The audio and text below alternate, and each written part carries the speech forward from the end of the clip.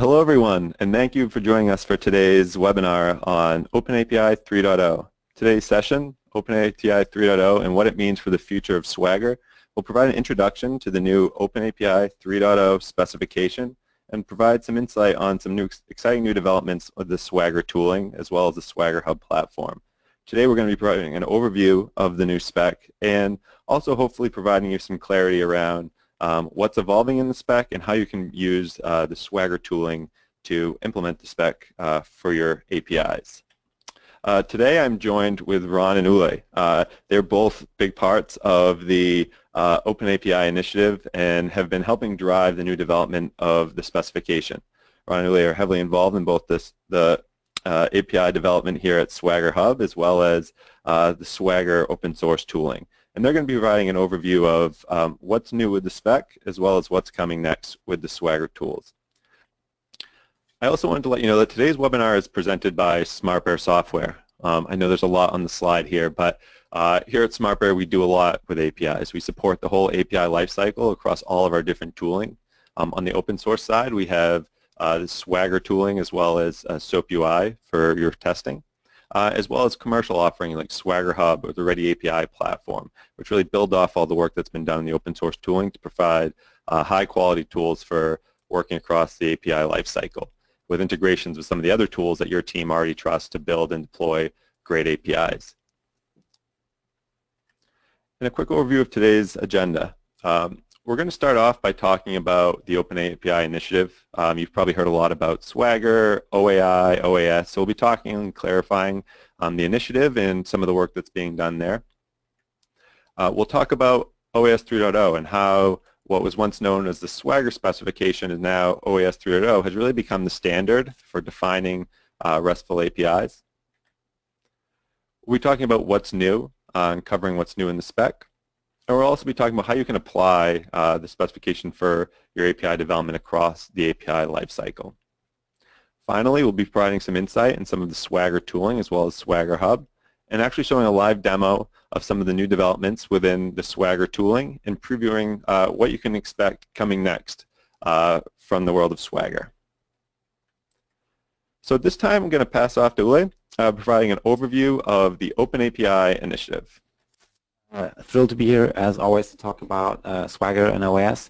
Just to kind of frame the meat of today's webinar that Ron's going to provide, I'm going to talk a little bit about the OpenAPI Initiative and kind of the whole background and how we came to be where we are today. So Swagger was originally created by Tony Tam at Reverb in 2010, and he open sourced that in 2011 on, I don't know, GitHub at the time, I guess, and it was pretty quickly adopted by a lot of people building APIs who had the need to initially document their APIs, but then moving further from that, you know, harnessing the potential of Swagger, using it to generate code and to build editor tooling, etc. And I think Tony and Ron, who's with me here, also talking later today, we're really successful at building a great community and at a very collaborative effort around Swagger, which is, I think, one of the main reasons why it's been so widely adopted across you know, API providers and builders. SmartBear company, you know, where we are now, acquired the Swagger ecosystem from Reverb in 2015, and pretty shortly after that, we got together with a bunch of, you know, industry leaders in the API space, including IBM and Microsoft and others, and decided to move the Swagger specification itself into an open governance model, because we felt that, you know, to really make sure that people would feel, you know, companies would feel safe adopting the spec for their, you know, for whatever purpose, having it in an independent governing body instead of being owned by a commercial entity would just make that much easier for them and remove any hurdles that might be on their horizon. And so that's basically what happened in late 2015. And as part of that, the Swagger specification was also renamed to the OpenAPI specification. It actually had another name for about a couple of months, which was the OpenAPI definition format, I think, OADF, but that didn't fly. So we went with the OpenAPI spec. After a long, hard work with the technical team inside on the spec, we now have version 3 just recently released, and that's obviously what we want to talk more about today. So just a little bit more about the OpenAPI Initiative. We've been super successful at onboarding a lot of members, and I think what's really great, I think we had the number 27 on the previous slide. I think it's actually 28 or 29 now. What I think is really great here is that we have such a broad group of companies joining, and it's everything from platform providers like IBM and Google and Microsoft. You have tooling providers like SmartBear. You have API management. You have just adopters of the spec like Capital One and others. And and obviously you could say, hey, some of these companies are competitors in certain spaces, but we're all super aligned around the vision around and the value of having a spec to describe APIs and the value that provides, both to us but also to everyone building APIs. And it's a super exciting group to work with. And the OAI is hosted under the Linux Foundation, so it's kind of under the wings of that, and of course by that virtue has access to a lot of possibilities that the Linux Foundation provides. Not to bore you too much with this, but I do want to talk a little bit about how the OpenAPI Initiative works. We have two main governing bodies inside the OpenAPI Initiative. One is what we call the Business Governance Board. This is where the member has one seat at that table, and it's mainly tasked with evangelizing, with marketing-related event activities, so sponsorships, events. We were big at GlueCon, and we're looking to participate and be a member of the API community as much as we can, just to help evangelize and make people aware of the OpenAPI spec. We're also now driving the API Strat conference, which is coming up, I think, in Portland later this year. It's under our wings, which is great. There's obviously, business aspects to the spec with licensing and legal aspects, trademark certification. That's things that we discuss in that group. But what I really want to stress is that that group does not have any influence on the technical direction of the spec, meaning that just because you're a member, it doesn't mean that you have any, way of influencing what features go into the spec. Because the technical work and the evolution of the spec itself is done by the TDC, which is the Technical Developer Community. And that's really managed, and the spec is really managed as an open source project on GitHub. So if you want to get involved, go to github.com/OAI and you'll find the OpenAPI spec repo there. Anyone is welcome to join. As I said, you don't have to be a member of the OAI to create pull requests, to comment and to complain and suggest and discuss, and anything that motivates you to participate in that discussion. We'd love to have you there, and we're really thrilled that that's worked out so well. It's always a little bit, it could be a little bit scary if there's like a governance body around a spec like this, but I think also here we've once again under the leadership of the TDC, including Tony and Ron, I think we've been really successful in having a large group of people to continue to contribute to the evolution of the spec in version 3 as we see it now. So what is the OpenAPI specification? Just like I'm guessing most of you people know, but just to a little bit of a level set. So it's a common public contract between services. It's independent of language or framework or deployment technology. It's either JSON or YAML format, so no XML as far as the eye can see here. And Ron was smiling here. It supports both API first and code first approaches to building APIs. And I'll just stress once more that I think it's really been bottom-up community and usage driven. And it's been, once again, I think that's why it's been so successful. It's been very pragmatic in its adoption of how it's always aimed to solve the problems of the actual practitioners out there, and not maybe cater to discussions about what the right way to build an API is. There's a little bit of confusion maybe with the naming, so I would like to touch on that. So the OpenAPI Initiative manages the OpenAPI spec, which is the specification. Swagger in itself is a ecosystem of tools that supports the OpenAPI specification. So the Swagger specification as we used to know it is now the OpenAPI specification, but the Swagger tooling and the Swagger tooling ecosystem will continue to be there and will support the OpenAPI specification just as brilliantly as it has done before. And without more ado, I'm going to hand it over to very capable Ron to talk about OES 3. Yeah, so we're going to start covering the changes, and we're going to try to cover as much as possible, but just keep in mind that there are things that are still, there's still more things to explore beyond what we are going to cover here.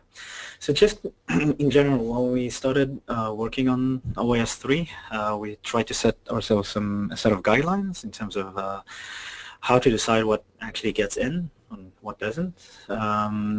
Everything that you can actually see on your screens now is also public and visible in the GitHub repo. We just like everything else in the process that was exposed as well. And pretty much the idea was that we wanted to make sure that everything is, that the changes are pretty much pragmatic. So in terms of clarity, consistency, you know, you can talk about naming of things. So we wanted to make sure that names are, you know, common. So we'll talk about that a bit later. We wanted to make sure that the usages are actually needed, that it can actually be implemented, that people actually, you know, they want to see these changes in the spec and that they actually make sense. Some things, you know, just like anything else, there were some requests that didn't make it in. It was either due to time issues or some other constraints that we just couldn't get them in. Okay, so we'll start by going over some of the top-level features, starting with reusability and, let's say, the structure of the spec. So if we look at, as a top-level overview of what OpenAPI or Swagger 2.0 looked like, if you look at the root level, you can see there's a bunch of objects, which makes the root itself very complicated, very loaded, and we wanted to just try and make it easier to write and just easier to find things, right? So we ended up moving to a completely new and simplified structure, and you can even see in terms of like color schemes in the diagram. So things like definitions, parameters, and responses, and security definitions went out of the components part. The produces and consumes disappeared, and we'll cover that in a bit, and it's somewhat inside the path today. The host, base path, and schemes have been condensed into one object called servers, and yeah, that's it. Right now, if you look at the top-level document, it looks a lot cleaner, and it's much easier to navigate through. And if we talked about reusability, right, so the components actually now holds everything that's reusable in the spec. We increased the number of reusable objects from 4 to 9. Some of them are new objects that we introduced to the spec, which again we'll cover in a bit, like links and callbacks. We added examples and headers, which were still, they did exist in 2.0, but now you can actually reuse those. And we also, if we talked about naming before, we also renamed some of the components to make it just easier to understand that this is what they are. So definitions is now schemas. For those of you who know, we used to refer to definitions as the schema object, so we just wanted to use the same name for everything. And the same thing happened to security definitions, changed to security schemes because that's the name of the object itself. Yeah, now we'll move on to changes to parameters, which are quite a bit. Sorry about that. So we introduced a new parameter type, cookie. this is, again, it doesn't mean that we actually advocate using cookie parameters, but there are existing APIs out there that do use cookies, and they need to be able to document that. So now they can. We did end up removing two parameter types, which are body and form data, and we introduced a new construct called request body, which again we'll cover in just a bit. One very big change is that we actually allow you to use any kind of even complex types for describing these parameters. So if you look at, if you see the example to the right, you can see that we actually use a query parameter to define coordinates, and we say that it's serializable as a JSON object, and it has these attributes. So yeah, I think that's what I wanted to cover. Yeah. Okay, yeah, content negotiation. So content negotiation includes both the payloads and the responses. Okay, so we'll cover both. In terms of request bodies, so like I said before, we eliminated the form data and body parameters, and we introduced a new construct called request body. It's very similar to a parameter, but you can only have one of it, and it pretty much describes the payload of the request. Form data is kind of got melded into that. There are ways to describe form data, and we do use some sort of a JSON schema to describe different parts of the form data payload. As part of that, we ended up also improving the file upload support, right? So you can easily describe arrays of files, which you couldn't have before. You can define the type of files that you want to upload, which again you couldn't have done before. You can also define,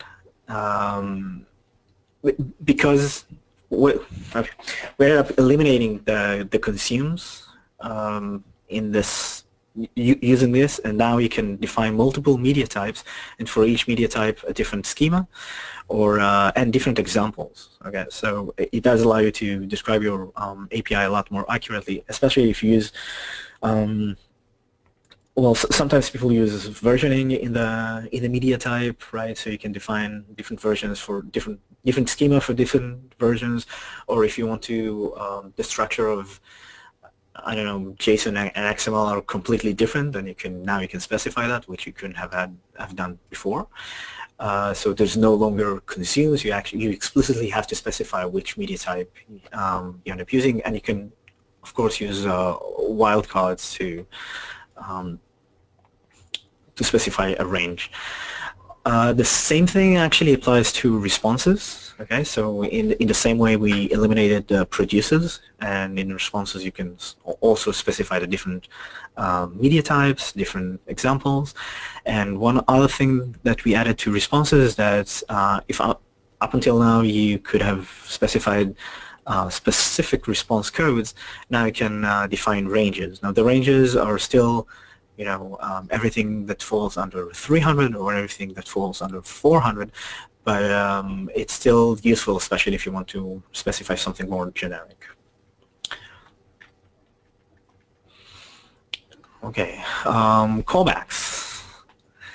So callbacks is one of our new features. We had and callbacks, as you can imagine, they allow you to describe async APIs, asynchronous APIs. You know, whether it's webhooks or anything like that. The one major difference in terms of callbacks is that when you specify the API, you end up actually describing what the client is supposed to implement as well in order for the webhooks to work. URL itself is based on expressions. So we introduced a new expression language to the spec, which is used in several places, and this is one of them. I invite you all to read it in the spec. We're not going to dive into those details on the webinar. And in terms of the actual definition of what a callback looks like, we just reuse the same path item object, which is just a way to describe the different get, post operations and parameters, responses, and all that. It's pretty much the same structure to define that the operation itself. Okay, we're moving on to the next new feature, which I find, let's say, the most exciting one. You know, everything is important, but the links will hopefully introduce a new concept to describing APIs. So basically, links are a way to describe during your design, right? Relationships between responses and other operations, which allow you to pretty much traverse the API. Okay. Now, a lot of people, when they hear something like that, they think, oh, this is hypermedia. So no, this is not hypermedia, because hypermedia is done at runtime. You get the information as part of the response itself, and in this case, and hypermedia in that sense can be very dynamic, so that the links that you get can change for every single request. In our case, we're talking about something that's done during the design of your API, so you're defining what kind of links exist. They do not exist as part of the API itself, so you don't get any additional metadata in the response to be able to follow those links. So pretty much without the API definition itself, you don't have any other information about the links. Okay, so you need that API definition. But the idea is that you can, you know, you can say it saves traffic in terms of what actually comes and goes, but still the clients will be able to follow those links by following the definition itself. And using the same expression language that we mentioned before in the callbacks, you can actually get details from the request itself, even from the request that you end up sending, from the response, yeah, from the request, I mean, I also mean not just the payload itself or the parameters, but also, let's say, which operation you did, and so on. And you can manipulate all those with this expression language to decide what kind of parameters you end up sending to the next operation. So just to give an example, let's say you get a list of users, okay, as a, you know, you have a get users, and you have a get user address operation, right? So you can you can extract from the list of users each user ID and know how to use the next URL to get the address for that user, right? So that's a link, for example, that you can define. There are no limits to the kind of links that can be defined. Yeah, and we're really looking forward to see what kind of definitions come out of that, and based on feedback from the community, we hope to evolve and expand this feature further. It does, in a sense, it does allow you to define hypermedia type APIs if you want to, but it's not meant to replace it, and it's not meant to compete with it. It's just a different way to specify relationships between operations. Yeah, I'll just add one last thing about the links. Obviously, a lot of the logic here needs to be done by the clients again, and you know, this is a great way even in tooling you can utilize that to automate the process. Okay, and we can, when we get to talk about our tools, we'll cover that a bit Yeah, okay. Okay, examples, yes. So examples seems like a very simple feature, but we actually ended up doing quite a massive change after a relatively public version of the spec, and it was based on community feedback, so that goes to show how important community feedback is to us. So a lot of people claim and say, and rightfully so, that examples are really important to document your API. And it's a lot of times not enough to just have one example. You want to be able to describe multiple examples for multiple use cases.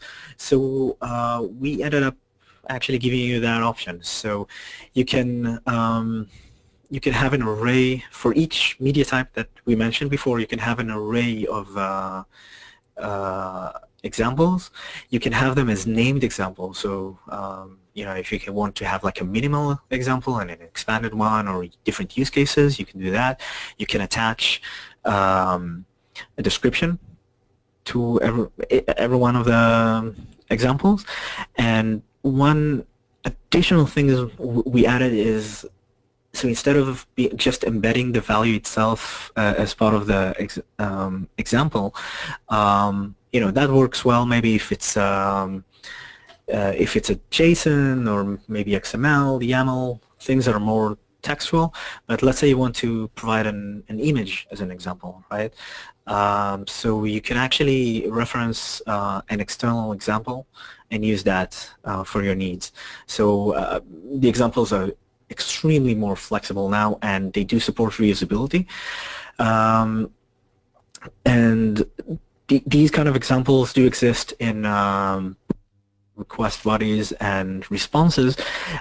In schemas, it's slightly different. You can only have one example, mostly because schemas can behave differently in different media types. So it made more sense to be able to describe the examples in the different locations, and by making them reusable, you can actually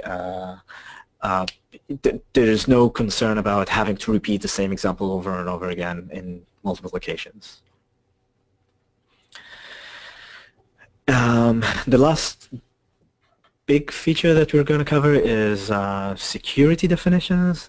We have made quite a few changes to that. So the structure itself is relatively similar to what we had before. We didn't really change the core structure, but we ended up making some things more clear and some things more powerful. So for those of you who have dealt with OAuth 2 in previous versions, you probably know that the names of the flows didn't necessarily make sense, and it wasn't so easy to understand which one you actually need to use. So we changed that, and now the names of the flows actually follow the OAuth 2 spec. So, no confusion there. And you can also specify multiple flows under one security definition, okay? So, or one security scheme. So again, it's not a very common use case, but some people still need it, so they can easily do that. We introduced support for OpenID Connect, so that's brand new. And I think the last part is going to be interesting to a lot of people. So instead of just having basic authentication, we changed that to let's say HTTP-based authentication, and there are official schemes that are defined. Basic is one of them, digest is another, and bearer is a third. And when it comes to bearer, that actually allows you, we even allow you to specify what kind of bearer token is being used. So for everyone who uses JWT, you can actually describe it a lot more easily now. So yeah, that's great news for a lot of our users. Okay, but still, there are a few additional changes that we can cover really briefly. And again, I'm just going to say this still doesn't cover all the changes in the spec.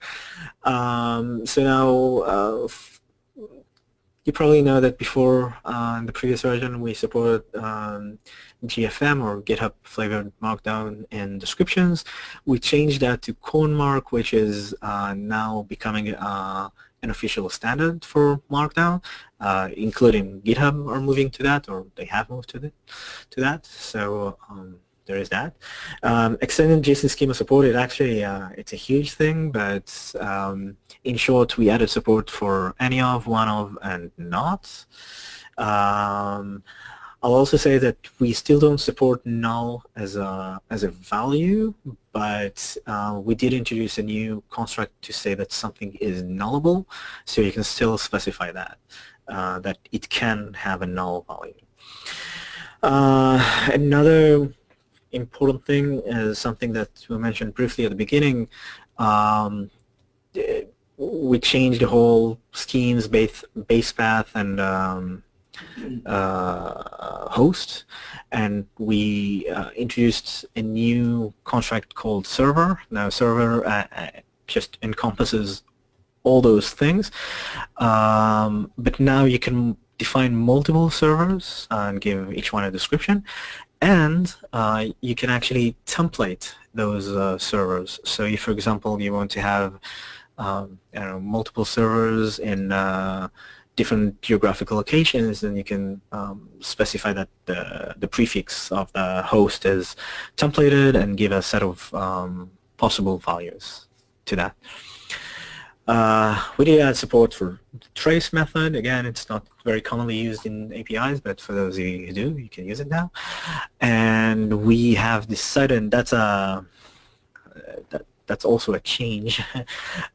We have decided that to follow more the HTTP spec, and in general, payloads are not supported by operations that are defined by the HTTP spec as having no defined meaning to payloads. Okay, so it's not that the spec when the spec says that it has no meaning, but it has no defined meaning. So things like delete and get can no longer be defined with payloads. Yeah, so as you can imagine and understand, 3.0 is a really big change from 2.0 in terms of the structure, and it's pretty much it's a breaking change all over, right? So if you want to convert 2.0 specification to a 3.0 one, it will require some work, right? So you can see that, like we talked, definitions, parameters, responses, security definitions all moved under the components, and some of them have been renamed. You will need to replace the schemes and base path with the servers. Parameters need to be restructured, because even if you have the simple text or simple primitives parameters, you still need to change the structure just a bit, because the schema is it always exists. Yeah, so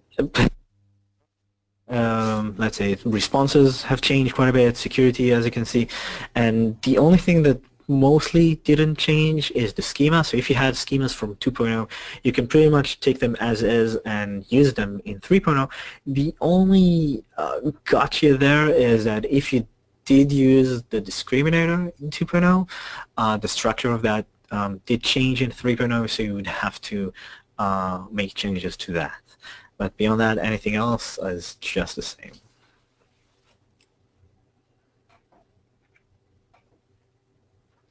Awesome. Thanks so much, Ron. At this point, we're just going to switch off to, we've covered a lot about the new features and things that are available in the new spec. We just want to speak again on a high level of, as you're using the spec, probably using it today, how you can really implement it across the life cycle of your APIs, and then we'll move more specifically into some of the new changes coming in the Swagger tools today.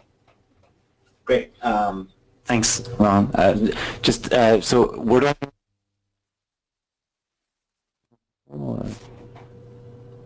Question for you, Ron. Yeah. So if you want to read about the spec, you can go to the main repo.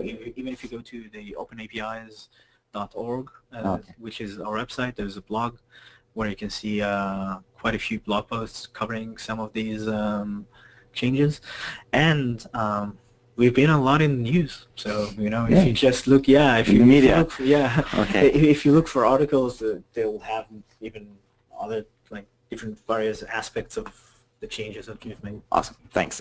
So I want to just really quickly talk a little bit about how we've seen in the past with Swagger 2, but now even more there's potential with OAS 3 is how that can drive the API lifecycle, and I'll try to elaborate a little bit around that. So what we have a design-first approach, or if you to your APIs, obviously you'd use OAS 3, and you'd use all the new great features that Ron just talked about. And once you have that specification in place, you can use that to really drive a lot of the different phases downstream from the design phase. So initially, while you're iterating on the design, you might want to mock out, create mock implementations of that API. The spec definitely supports, will allow tooling to do that for you, and which would make it easier to kind of play around with the spec with your API definition. You might want to change a little, and you can go back and forth and iterate. And then when you're happy with that, you can move on to the implementation phase. Using all the tools that we have for generating code, generating server artifacts, there's tooling to generate complete blueprint Docker microservices with Docker, etc. And there's a lot of power, just all that coming from the spec. Obviously, then moving on to testing, a lot of the features that we've seen in 3.0 with the extended examples, with the possibility for servers, and I think with links and callbacks, will make the spec really powerful in generating skeleton tests that you can hand off to your QA team that can obviously iterate on those tests and create more powerful functional validations, but also performance and compliance and security testing. And now with all of the improved security support, which I think is a great enhancement for enterprise users, where we also see an increased adoption of REST APIs and at more enterprise scenarios.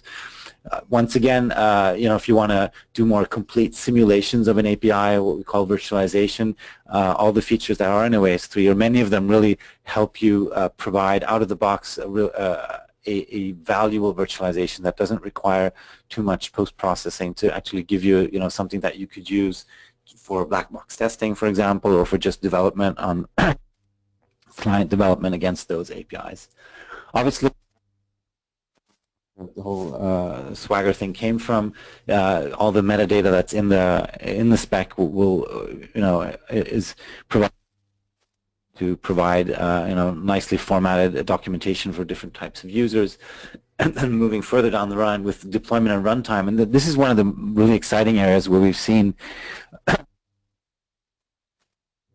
make use of the extension mechanism in OAS, where they've added their own extensions. And you can see this both, if you go to API management vendors, you'll see of many of them doing that, but also a lot of people just building their own infrastructures around APIs, where they've added metadata for response times, for example, if they want to auto-generate monitors, for throttling, for security, for anything that you might want to API, you can add that metadata to the spec itself as well. And then in the last step here being, there you go, obviously generating client libraries. So let's say you've gone through this entire life cycle, you've designed your API, you've implemented it, you've tested it hopefully, you've documented it, and you've deployed it, and now you want to give people access to it. And although there's a debate around this, you can definitely, to make the onboarding to your API easier, you can use the spec even to generate those client libraries. And I think this is this was already perfectly doable with Swagger 2, but I think OAS 3 really takes this to a level, takes the possibilities in some of these steps to a new level. And I think it's a fantastic way to have that one source of truth for all aspects of your API. It's the documentation, it's the runtime, it's for testing, it's for implementation, which just gives that central place to always go back to and work around if you're in a larger team and you might have architects designing the APIs, and that where they can really have influence on all these activities downstream without having to move to other types of artifacts to control those flows. So that's purely awesome. So now we're gonna cover pretty much how OAS 3 affects the Swagger tools, whether it's the open source or SwaggerHub. Just talking a bit about Swagger itself. Swagger as a tool set is, pretty much the most popular tool set for around OpenAPI. We get about 10 million downloads.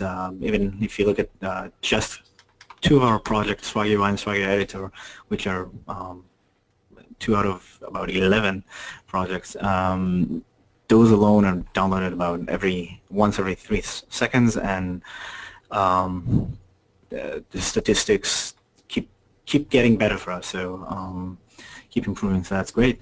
And SwaggerHub, which we'll cover in a bit for those of you who don't know what it is, which was launched about 2 years ago. Today we have about 60,000 users from different types, whether it's developers, architects, managers, technical writers, and so on. Covering a bit what the open source tools that we have. So Swagger Editor today is pretty much it was the first editor to allow you to edit API definitions, obviously initially in the Swagger format, and then now in the OpenAPI. Next, we are moving to Swagger UI, which is one of the first projects that we ever released under the Swagger umbrella, and I think that's the project that is most known. Really, everyone thinks about Swagger UI when they say Swagger, and everyone knows the pet store sample. Again, we recently, in last about 6 months ago, maybe just a little less, we released a brand new version of both the editor and the UI, which is a complete rewrite. And that enables us to provide better support for additional new features which are coming. And the CodeGen, which is also one of our oldest and more mature projects, is just a way to generate clients and servers from your API definitions. What we're not mentioning here, we're not gonna go into too many details, but as I mentioned, we do have a bunch of other open source projects. All these projects actually depend on those other projects as frameworks, and a lot of people use those as well. So you have Java integrations, you have JavaScript integrations, whether it's reading or writing API definitions, and you're all, for those of you who are not familiar with those, we definitely invite you to look at our website and our GitHub repositories. Everything is under the Swagger API user in or organization in GitHub. SwaggerHub. So SwaggerHub is pretty much what it does. It takes advantage of the tools that we mentioned before, puts them under one roof, and the big advantage that it gives you is that it allows you to work on API definitions in a collaborative way. So you can use it to manage multiple APIs, versions of them, work as teams, decide on standards inside organizations, and pretty much improve your overall API lifecycle workflow. Once you have the API definitions, and you can push it on to third-party tools, and the great thing about the entire thing is that it can all be automated and help you just minimize the work that you need to do manually. Talking about, I'm sure that's a very common question, right? A lot of people want to know, so when are you going to support OAS 3 in your open source tools? So we actually have pretty good news.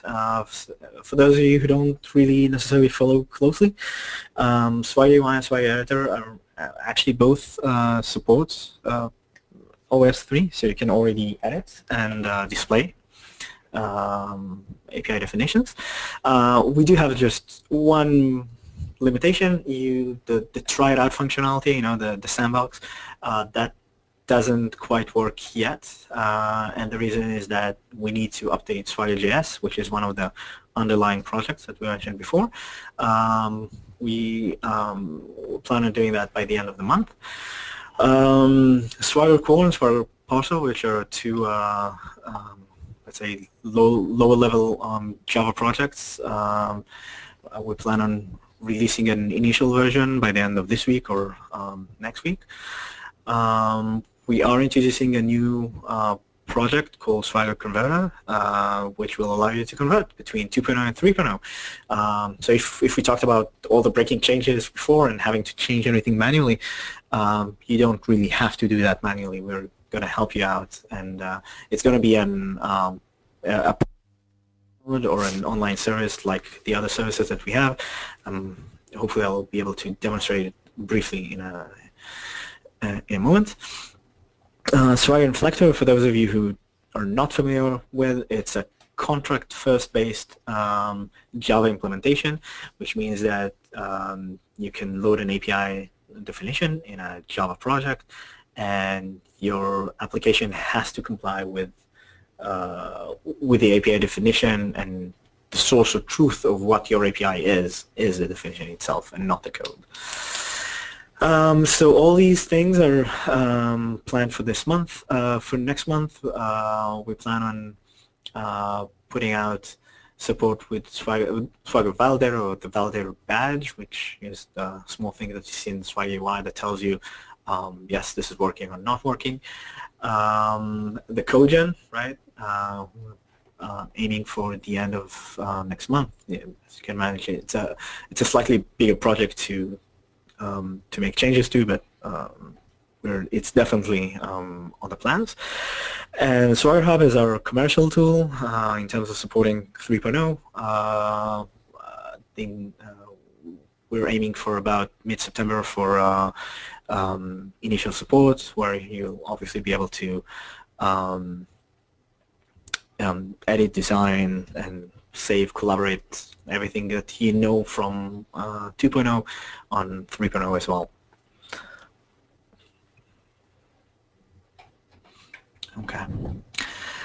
Yeah, so we're going to do a relatively quick demo just to give you a sense of things. Yeah, okay. Just going to share my screen. Let's see. There we go. Okay. So this is the editor that I think, again, a lot of users know, but for those of you who have never seen it, so this is what it looks like. You know, on the left side, you just write your definition. On the right side, you see a live rendering. Part of the change that we did a few months ago with a new version of both Swagger and Swagger Editor, we actually, in a sense, merged them, and the rendering is the same in Swagger UI and Swagger Editor. You can see here actually the pet store. This is the 2.0, right? And you know, you can see the operations, and if you scroll down, you can see the models. Now I'm gonna cheat just a bit and copy a 3.0 version of the pet store. We're actually working on a new version of the pet store, and we hope to put that out soon. So this is just a preview of what it might end up looking like. Okay, and I'm just going to paste it in. Okay, and as you can see, it renders just fine. You have a small indication here that it's OS 3. See, it looks pretty much the same as before, but if, for example, I'll expand the post operation, see, this operation has no parameters, okay, but it does have a request body, okay. The request body has either XML or JSON, just like before. If we look at the responses, though, we can see that we have one response because this is a create operation, right? In this case, we end up returning the object that you created, but this time it will include the ID. Unlike before, if you remember, you used to define the produces at the operation level, right? So in this case, you end up defining a different line type per response, right? So in this case, you can switch between the media types under the response itself, under the 201 code, okay?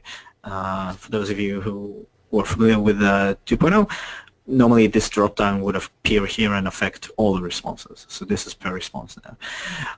Another new thing is the links, as you can see it. So we introduce links from this operation to new operations. The cool thing, and that's one thing that we don't have here yet, is when we do enable the try it out functionality, right, you will actually be able to follow those links from here, right? And so we will show you the links. We will auto-populate the values based on the response that you get if you try out the operation, and you can easily just jump from the response to the next operation with all the details filled out for you, and you'll only need to click execute to get the next response, and you can just traverse the API that way. So we are excited about that feature, yeah. Now, I don't think I have a live example here of callbacks, and it's going to take probably too long to write something right now. But for callbacks, it is supported here. You'll have a new tab here for callbacks. You can just click on it, and it will switch and show you all the different callback definitions. Just like in 2.0, you still have autocomplete, right? So you can get all the different options, right, for based on your location. So that should help you write 3.0 specifications. And one other cool thing about the editor is that you can use it for both 2.0 and 3.0 seamlessly. It just, if you write at the top Swagger 2.0, it will assume that it's 2.0. If you write OpenAPI 3.0, it will assume it's 3.0 and will affect the rendering, auto-suggest, validation. We do have validation here as well, so if you make mistakes, it will show you and point you in the right direction. So that covers briefly, very briefly, the editor itself. The other thing I wanted to show you was the converter. Now, this is a slightly older version of the converter, but it's it's just to show you what kind of experience you can expect to get. So in this specific example, we see the I know that you probably can't really see the details, but it's this is the 2.0 version of the pet store, the live pet store, right? And over here, right, we have just a URL that allows you to convert. You give it the file, and it will give you as an output the 3.0 version. As you can see, this is this is an older version because it's from one of the previous iteration of the spec, but it will support the latest version and just save you a lot of time doing that. And the goal is also to expose some sort of an API that will allow you to automate processes for that. Yeah, I think that that covers what we wanted to show today. Ryan?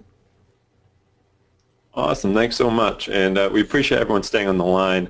I know we are getting just about at the 1 hour mark here. We do want to jump into some questions, and I know there's been a few people hopefully in the chat who've gotten their question answered as well. I know we covered a lot today, so we will be sharing some additional resources as we talked about, and just want to quickly talk about possible next steps. Now, we do have some additional resources on the Swagger site, as well as the ones that are available on the OpenAPI official website as well. We talked about some of our different tools. Now, as Ron outlined, You can try support in the editor and UI today, but there will be new tools coming out, as well as support for SwaggerHub, as well as the testing solutions that are offered here at SmartBear to help use your Swagger files to start generating test cases and testing your APIs. And then stay connected. So connect with the different, get involved with the different Swagger API projects. Connect with us on Twitter, or if we will be sharing updates on the swagger.io blog. So we do encourage you to go there. You can subscribe to get updates there as well. It's a great place to hear what's coming next. And I did want to just give a quick plug. We do have our SmartBear Connect user conference. It's coming out in September. It's located in Boston, and it's really 2 full days that are really focused on all things new in Swagger, as well as covering the new spec, as well as offering some certification around that as well. So we do hope you'll check that out, and we can share more information about that. If you're in the New England area here in the U.S., it's a great chance to attend and meet some of the team in person. So I know we're getting just about there. People can stay on. Hopefully we can touch on some of the different questions here. One of the ones that came up a lot during the webinar was around just now that 3.0 is out, will all of the tools still continue to support 2.0 as well? So that's actually a great question, and I assume that we're talking about the Swagger tools in that sense. So just like in the when 2.0 came out, we understand that migrating to 3.0 is going to take time, right? So when we're going to continue supporting 2.0 for a good while before we declare end of support.